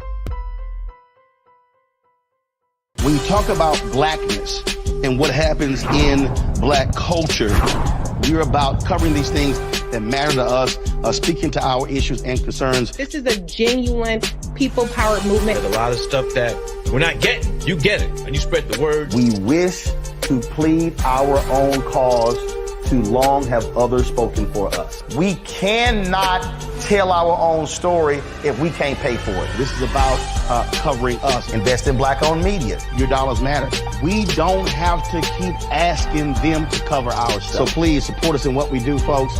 We want to hit 2,000 people, $50 this month, raise $100,000. We're behind 100,000, so we want to hit that. Y'all money makes this possible. Check some money orders. Go to P.O. Box 57196, Washington, D.C. 20037-0196. The Cash App is $RM Unfiltered. PayPal is R Martin Unfiltered. Venmo is RM Unfiltered. Zelle is Roland at RolandSMartin.com.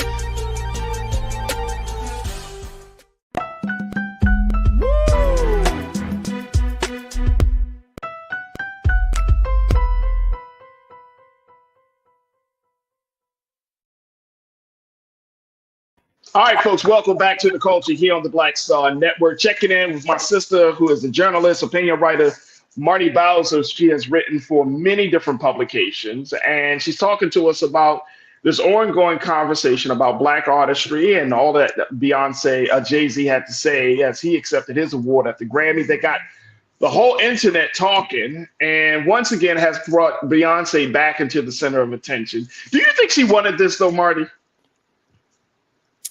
I'll say I don't think if that was your husband, I thought it was just very funny how she sent Blue up there like, go get your daddy. Like, go get your daddy.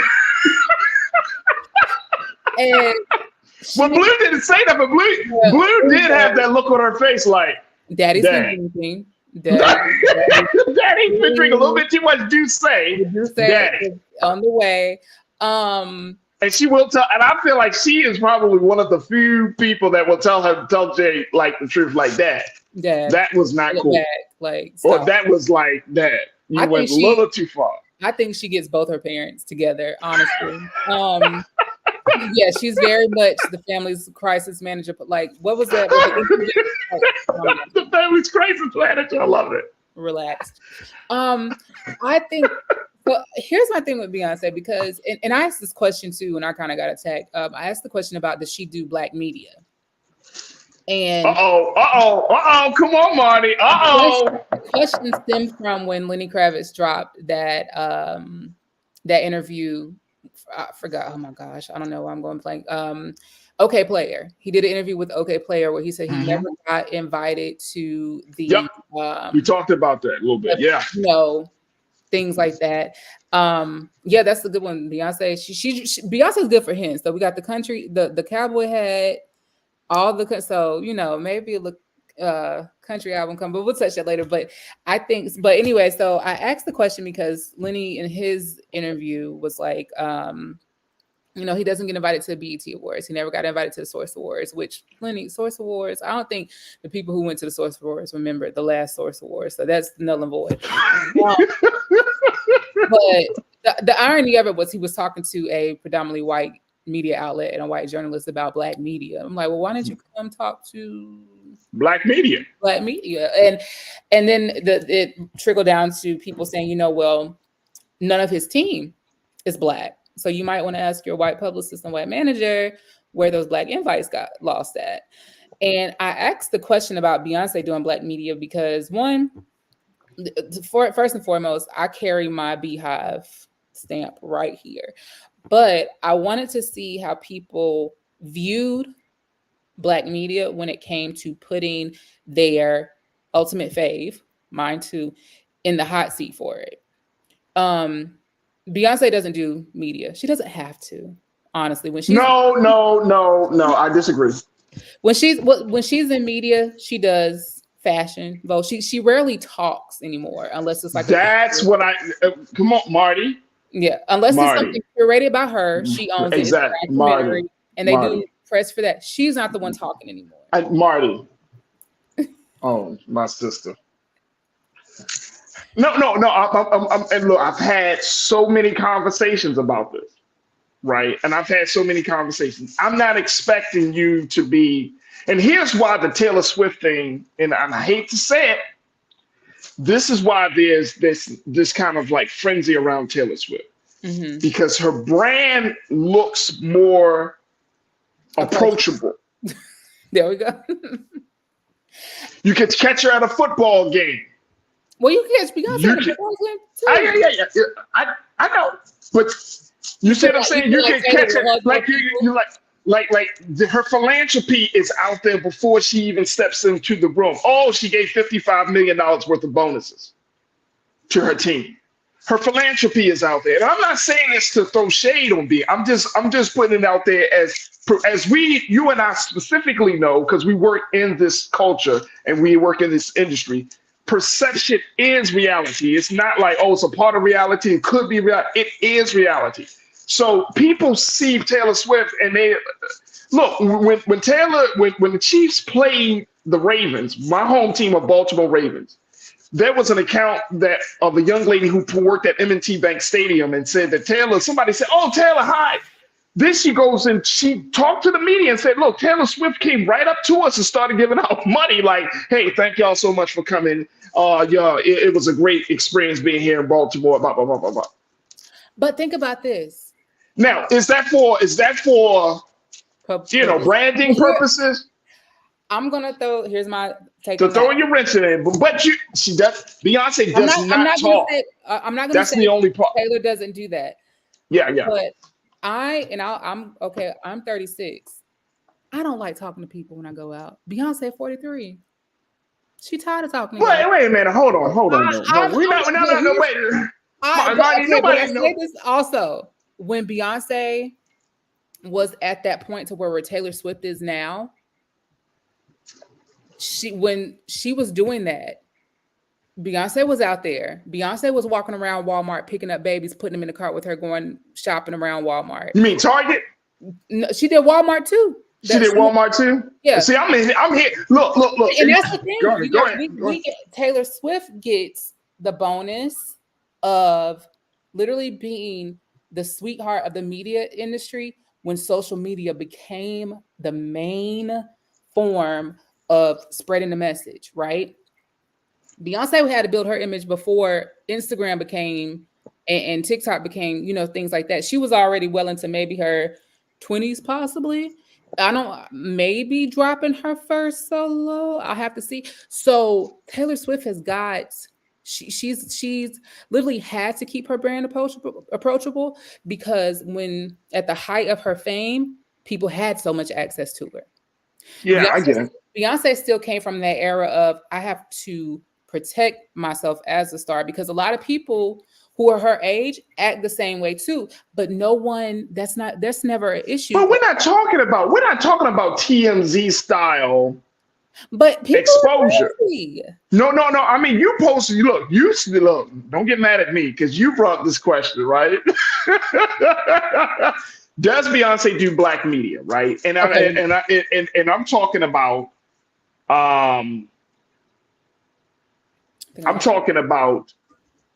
if this black media situation, like in pivotal moments, it's okay to come across and do an interview. Look, I know that like this cult, like the culture and Black Star Network, we are a growing, emerging space in social media. But you mean to tell me you can't sit down with a Roland Martin? But here's my thing with that.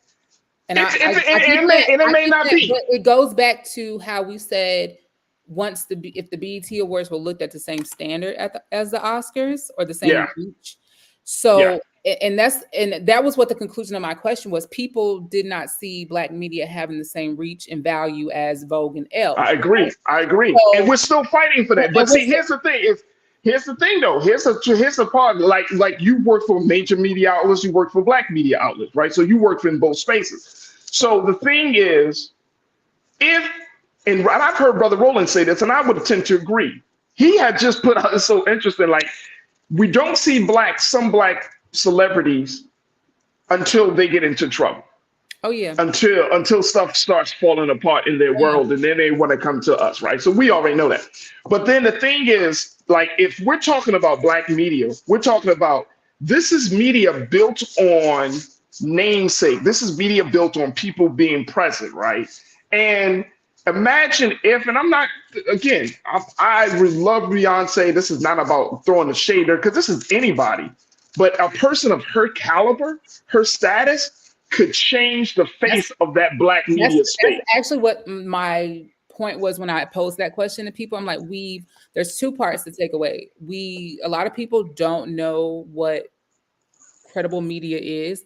I'm not talking about Shade Room. I'm not talking about things like that. I'm not talking about internet blogs. I'm literally talking about people who either went to school for this, who are putting years for this, actually know what sourcing is, know how to do interviews, know how to be on record, off record, respect, know how to do all these things.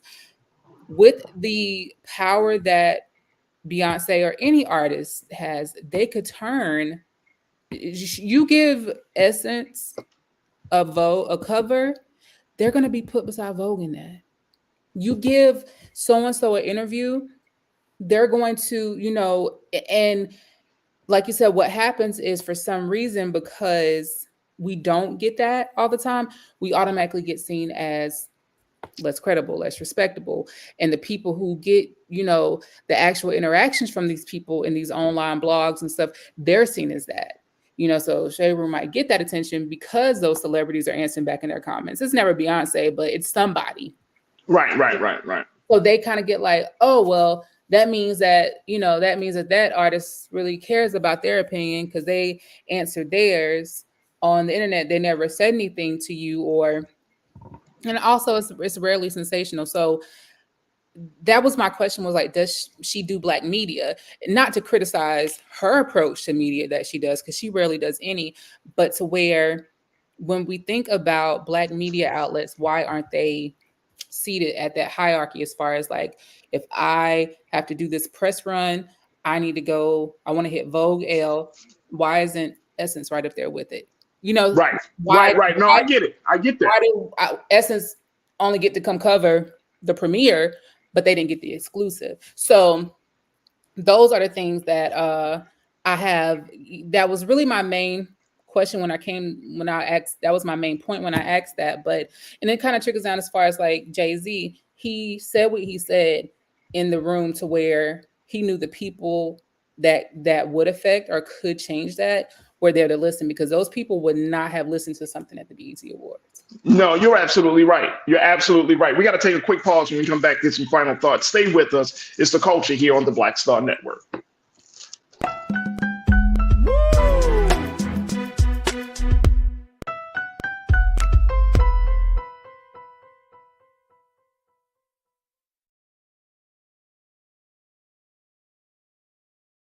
Pull up a chair. Take your seat. The Black Tape with me, Dr. Greg Carr, here on the Black Star Network. Every week, we'll take a deeper dive into the world we're living in. Join the conversation only on the Black Star Network.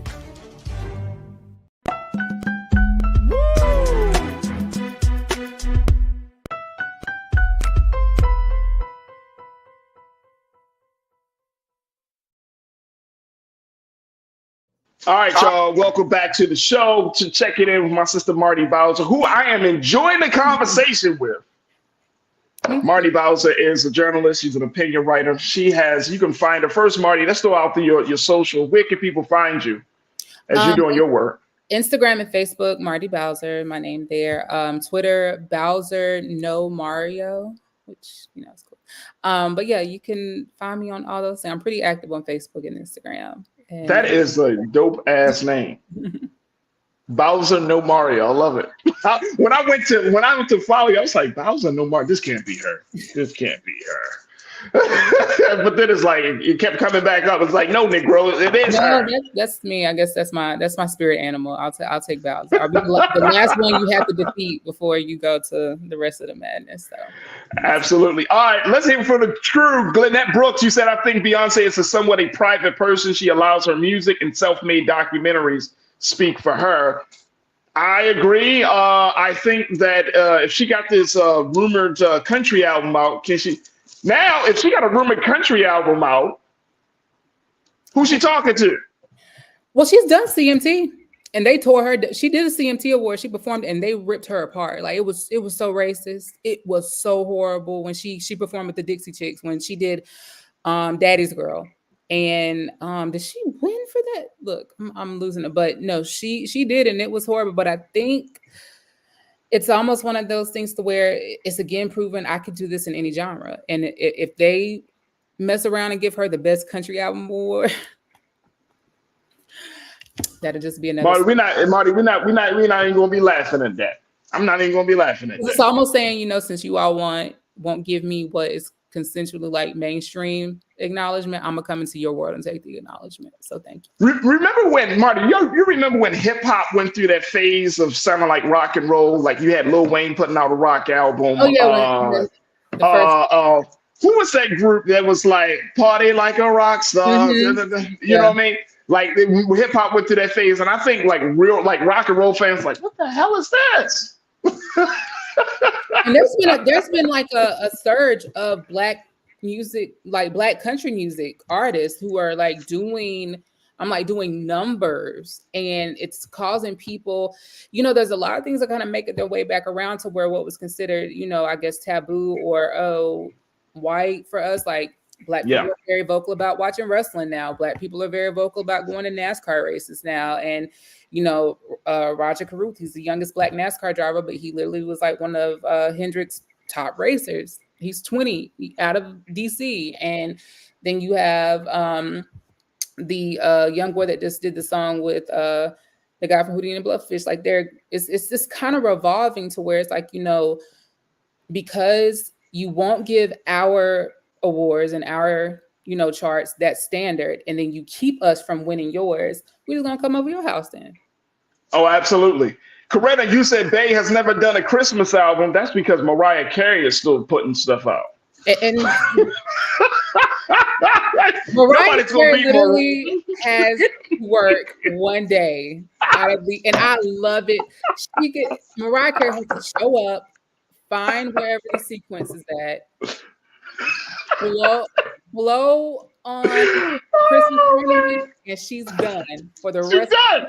Mariah Carey. I bet you. Hey, look. May God be pleased with our sister Whitney Houston. But I've got a feeling if Whitney was still alive, she'd be on everybody's album. Everybody would be like, "Hey, Whitney." She'd be like, "Okay, I'm Aunt Whitney. Come on. Let's go up in the studio. Let's put something together." Will be something. You know what I'm saying? Like. But I think that it just goes to show you, and I know we got a couple of moments left, but I know that it just goes to show you where the changes are. What do you get from this? Like, what should we learn from this right now, Marty? That from this moment, and what does this look like for Black artistry moving forward? I think Black artists have gotten to the point to where people and the consumers and listeners of music were very clear that this industry was not made for us to succeed. It was just made for us to be a way for somebody to profit. And they're getting sick of that. And the artists who can't necessarily leave or who are still in it and deep, they're trying to make and be vocal and make changes for the ones that come after them. And the tide is changing, but I think people, it's gotten to where even the listeners know that, the business of the music industry is a lot different from the artist. The business wasn't for us. Issa Rae said that she's talking about the TV and film industry and how she's planning to go independent. Brother Roland talked a little bit about that as well. But do you see that happening within the music business where, I mean, a lot of artists, Meg Thee Stallion just got a new deal where she now can own her own masters. Mm-hmm. That was a big deal years ago. Now that seems to be more and more common, especially with Black artists. But do you see Black artists starting to, and I'm saying en masse, starting to say, you know what, we're going independent. We don't need this, because as much as we talk about these award shows and doing our own, it's going to still be left in the hands of these Black artists to say, you know what, enough is enough. I'm taking like LeBron James, I'm taking my skills elsewhere. To make it short, yeah, but I think it still lies on the responsibility of us as the media, to the listeners, to support them to where they can continue to do it. Because it's still the same as any Black business. It's no different than, the Black bakery that's down the shop.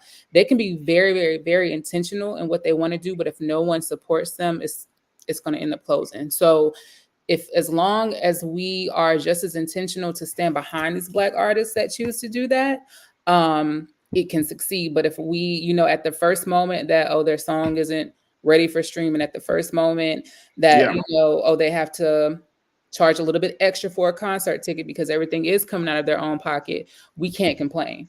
We have to. Great point. We have Excellent to point. Of course, with them, the first moment that the show is running a little late, or, the award might not look as pretty and shiny. First of all, a Grammy costs $15 to make. Let's just say that. But the first time the award isn't as pretty and shiny as those, we still have to stick with them. And remember that they're rebuilding it too. So it's on us. It's on them to make that leap, but it's on us to support it, because at the end of the day, if we not, it's still gonna fail. And I feel like we got it. I feel like there is a space for that. You know what I'm saying? There are a lot of Black artists. Like, I like some of the less mainstream, like R&B Black male artists and stuff. Like, I'm a huge fan of like Raheem DeVaughn, but you don't see Raheem DeVaughn out there in terms of he's still making great music. He's still putting out great content, but he's not being awarded for those things. You know what I'm saying? And I think, to your point, I think you're making an excellent point. Like, we as the consumers have to draw the line and set the boundaries of saying, you know what, it doesn't need to be mainstream. Like, an artist's work should stand on its own, right? And there has to be that relationship where we tell the artist through our buying or through our support that, look, we want this type of music. And if they see that there is a space and place for music that is much more productive, much more righteous, much more loving, all of those great things, then that will compel them. I'm looking like a Rick Ross. I'm looking at Meek Mill. I'm looking at the larger conversation that my man D1 had. And I know this is a big conversation we don't have time to, but to hold artists accountable about the music that they're putting out there. Yeah. And it can change if we decide as the consumers that we were going to change it. But it can change. A lot of these artists, I'm sure nobody want to keep talking about drug dealing and smacking chicks and shooting Black men. Nobody want to hear that no more, man. It's 2024. Pretty much. And that's actually what has helped Jay-Z succeed. He grew from Reasonable Doubt to what he talks about now. And he knew he got older, his audience got older. No one's going to believe. And a lot of the OGs of hip hop are the same way. Nas has done the same thing. Yep. LL Cool J, Busta Rhymes. I mean, any of those older heads of hip hop, they're like, man, please, I got families, I got sons. Yes. I don't want to put this mess out there. Great point. Marty, I got to bring you back, sis. Thank you so much for having me. This was great. I appreciate it. Thank you. I appreciate you, Marty Bowles. So make sure y'all follow her on all social media. She got a new follower in me. And make sure y'all support her. She is a real journalist. She don't just talk about it. She actually does the research. She actually is serious about the work of presenting these stories. She's a real journalist, and she's a Black opinion writer. So she does have a little bit of that part of her in her too. Very Black opinion. Very Black. She is so good for the culture, and I thank her so much for her time today. Marty Bauer, thank you. Absolutely. All right, folks. That's going to do it for me. I thank each and every one of you for being a part of the conversation. Make sure y'all do your due diligence. Go check us out at blackstarnetwork.com. Download the app for free. Follow us on social media at Black Star Network. And more importantly, drop something in the bucket to support all of the work that we're doing and the content that we're putting out there. Also, follow me at social media at The Real Farajii. I'd love to connect with you on Instagram and on the X space at Farajii, and let's continue to build the community. All right, folks, thank y'all so much for tuning in. Stay tuned. Up next is Roland Martin Unfiltered at 6 p.m. Eastern Time. As always, never be afraid to challenge what's wrong. Stand for what's right while being yourself in the process. God willing, we will talk tomorrow for another exciting edition of The Culture right here, only here, exclusively here on the Black Star Network. Peace.